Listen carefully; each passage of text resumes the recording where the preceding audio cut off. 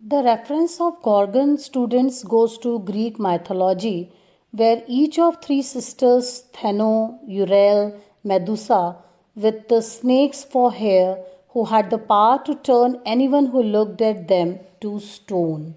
So here, actually, the line suggests that as soon as Evans entered into the room, he was bit mesmerized, or you can say he was turned to stone. He could not move.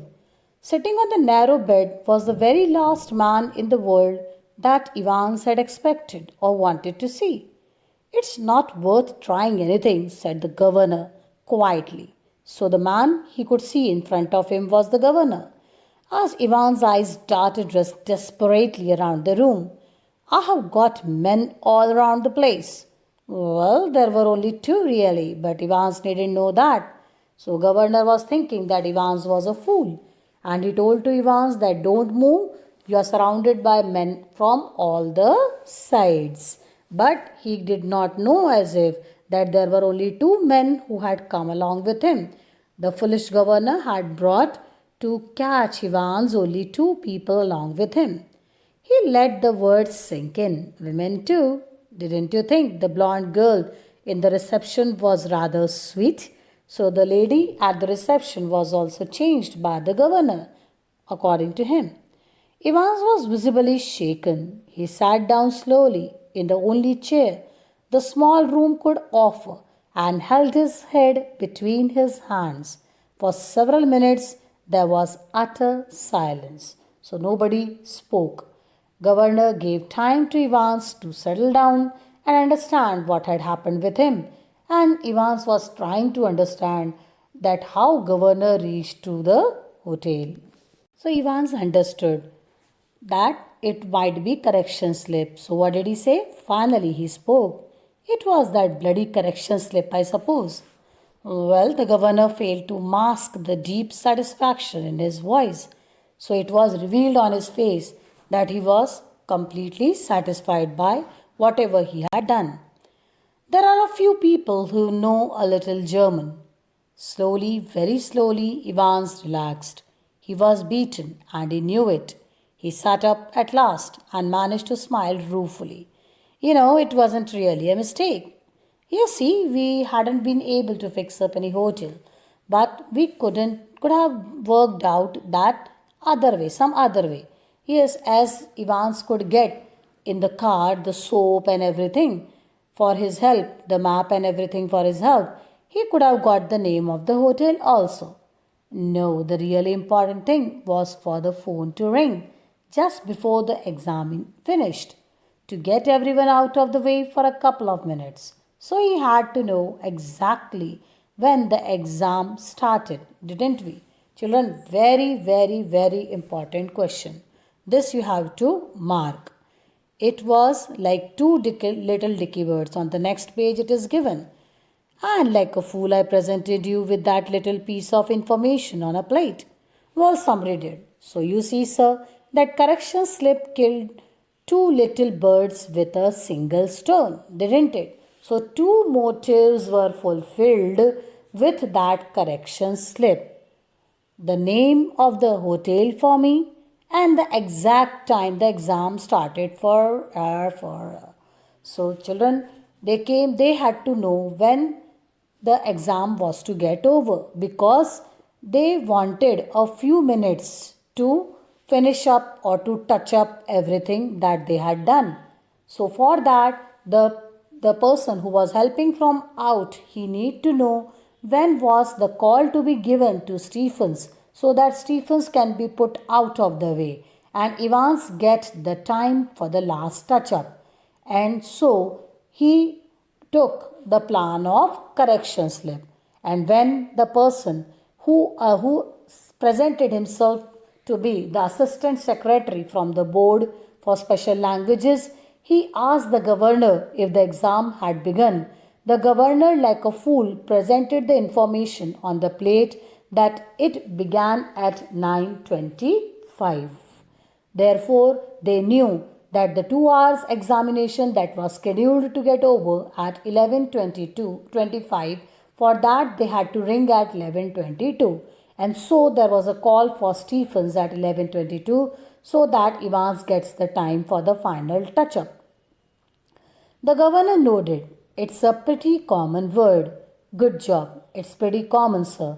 Or I had never have known where to come to, would I? Nice name though, Zum Garden in Lavan. How did you know which golden lion it was? There's 100 of them. Same as you, Evans. Index number 313, center number 271. Remember 6 figures?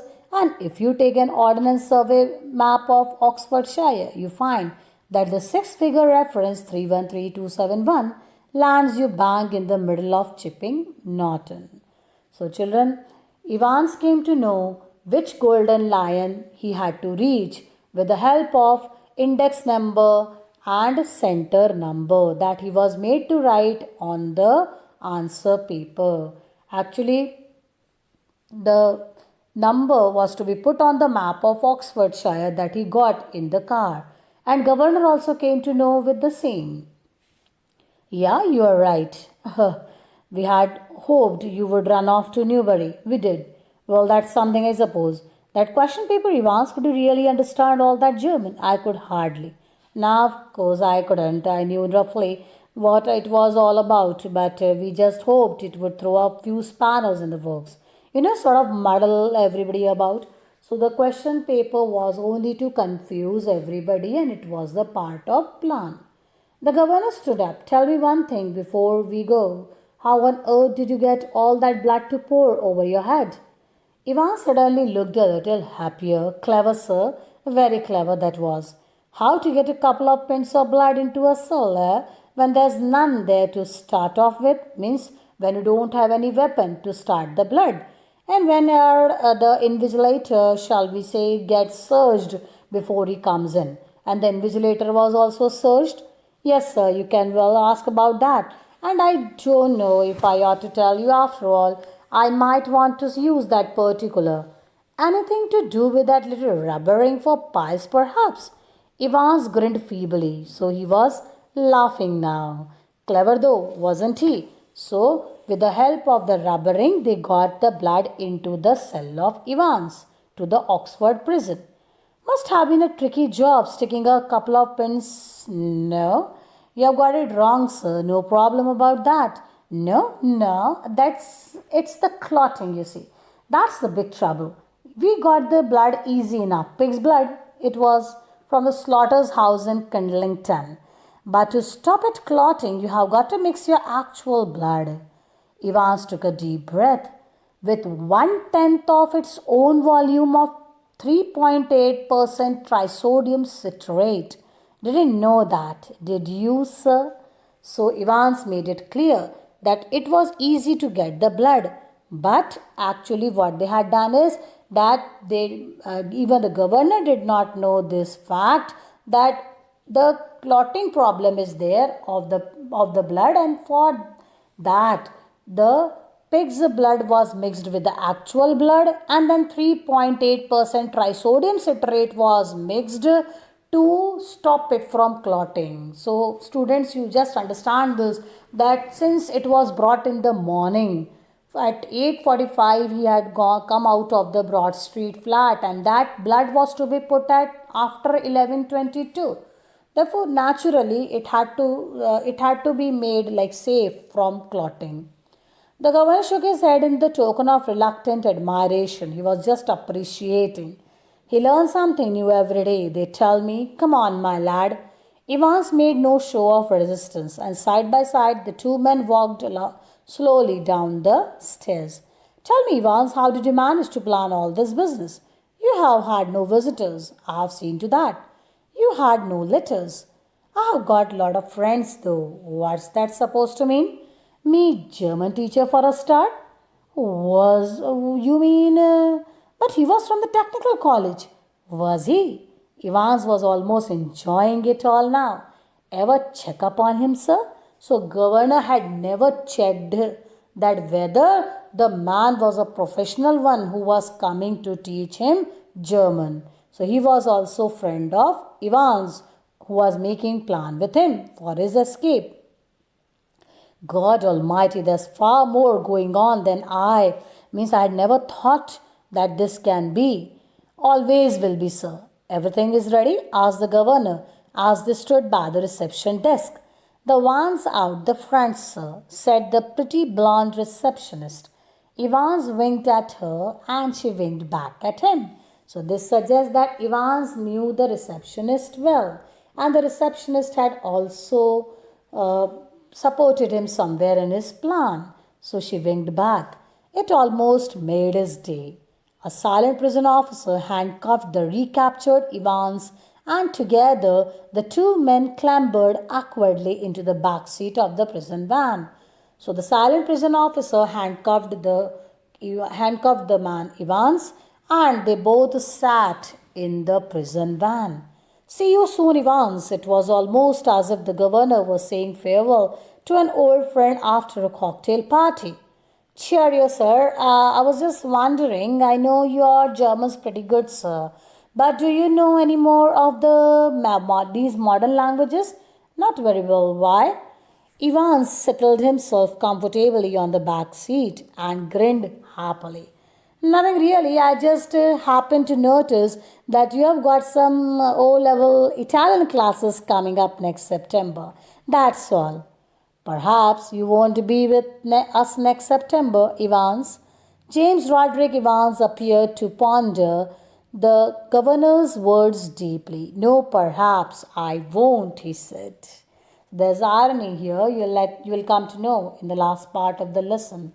So, children, the silent prison officer had handcuffed him and they both went into the prison van. And governor was saying bye-bye to him and he said that they would meet in the prison.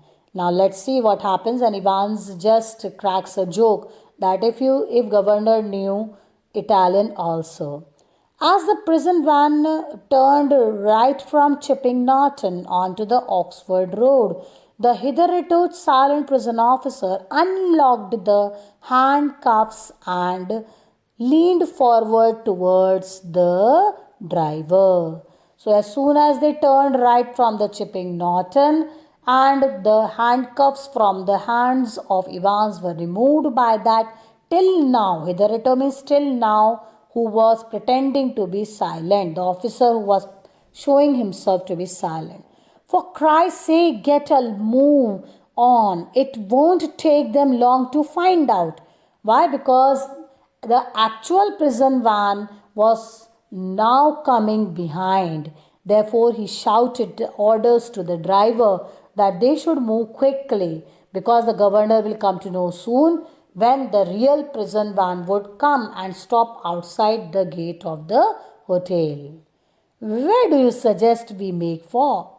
Asked the driver in a broad Scots accent. So remember, children, the broad Scots accent was of the assumed McCleary. So this driver had actually come in disguise of McCleary into the cell. Now he was disguising himself in the form of driver and helping out Evans for escape. What about Newbury? Suggested Evans. So Evans knew for the whole day they were tired to find, the officers were tired to find Evans at Newbury and now they will not turn up there. So he said that let's go to Newbury. So Evans again managed to escape.